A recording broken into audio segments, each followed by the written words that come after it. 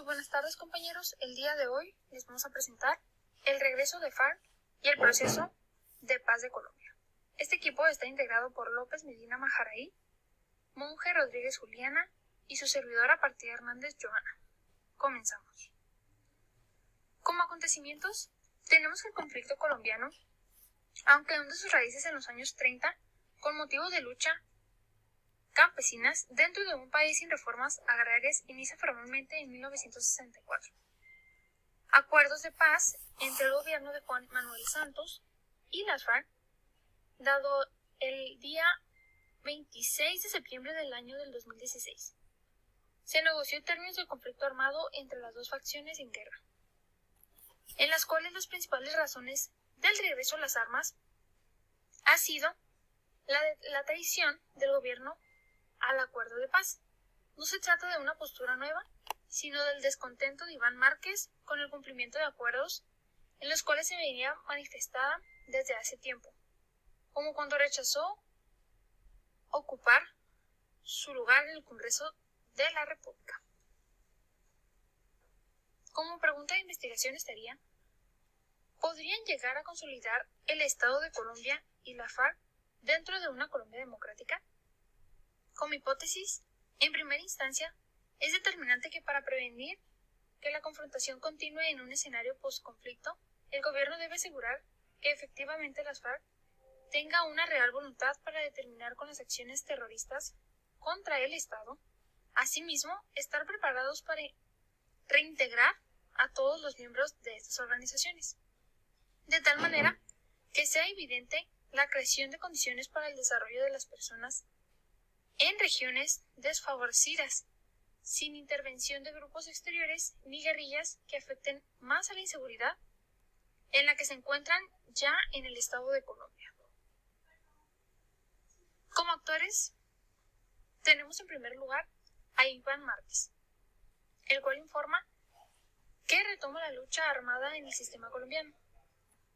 Las Fuerzas Armadas Revolucionarias de Colombia, las FARC, no tienen objetivo de soldados y ni policías, y respetuosos del interés popular.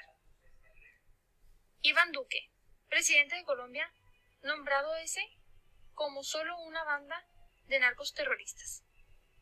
Nicolás Maduro, presidente de Venezuela, supuesta relación con el levantamiento armado de Iván Márquez.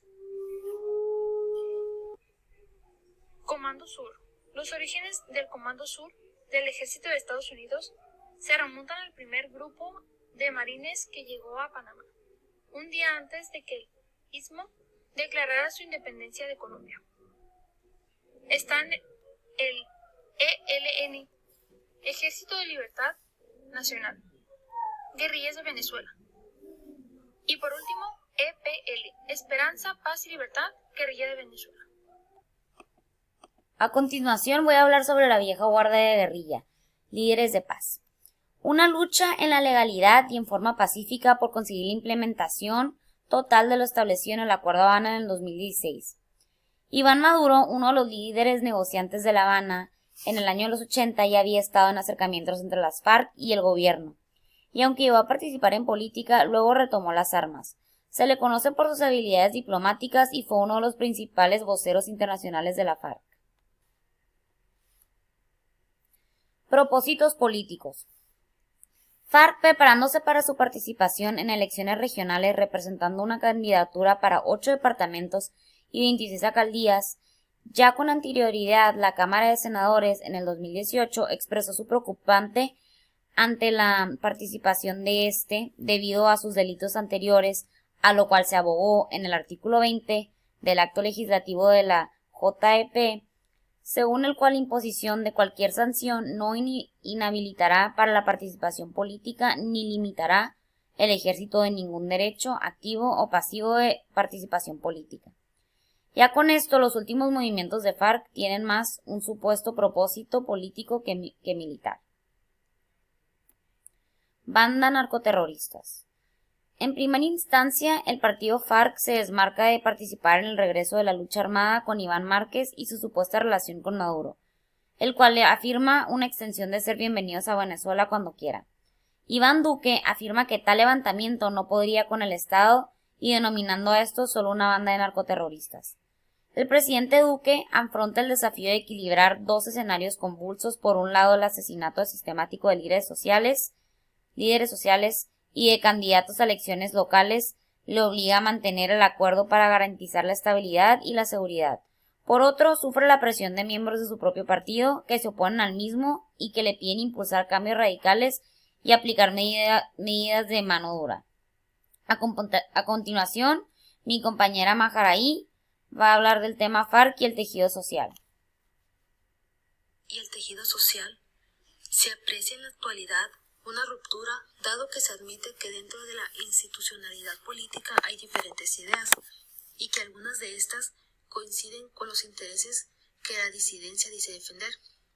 De esta manera, los disidentes insisten en que a largo plazo podrían confluir con ciertas fuerzas políticas, no obstante darse cuenta de que la diferencia no se encuentra en los objetivos formulados, sino en los medios como violencia política, una diferencia insalvable para los que se han puesto del lado de la democracia.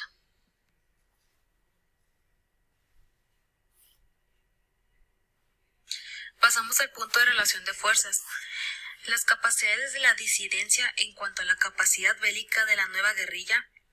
Es preciso establecer de forma previa las diferentes actividades que ejecutaban las FARC.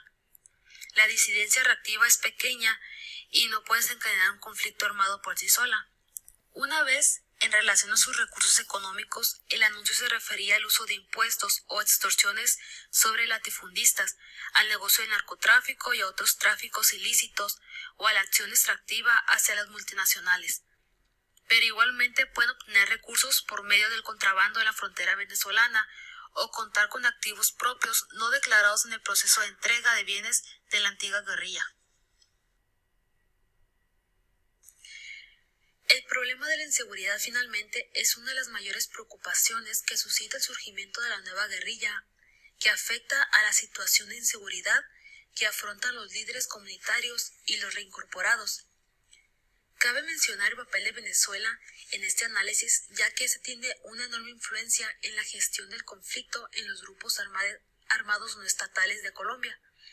Ambos países comparten una frontera y a través de ella, debido al flujo comercial y laboral, se ha construido una sociedad de buena parte binacional. Históricamente, Venezuela ha operado como una zona de retaguardia, pero también de apoyo. En ese sentido, durante los gobiernos de Álvaro Uribe, se acusó a Venezuela de proveer apoyo a la guerrilla, lo que generó importantes tensiones bilaterales. Sin embargo, durante los gobiernos de Santos y gracias al proceso de negociación de la paz, la situación se distendió.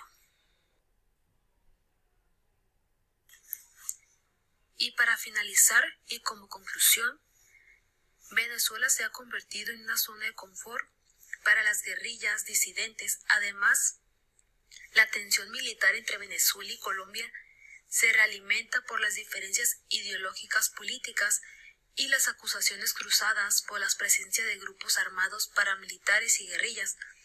Como proceso de paz es relevante dejar sin argumento ni apoyo, como lo ha hecho la sociedad colombiana contra los actores extremistas que en nombre de la paz alientan la vuelta del conflicto. Y esas son las referencias bibliográficas que utilizamos para hacer este trabajo. Por nuestra parte sería todo. Muchas gracias.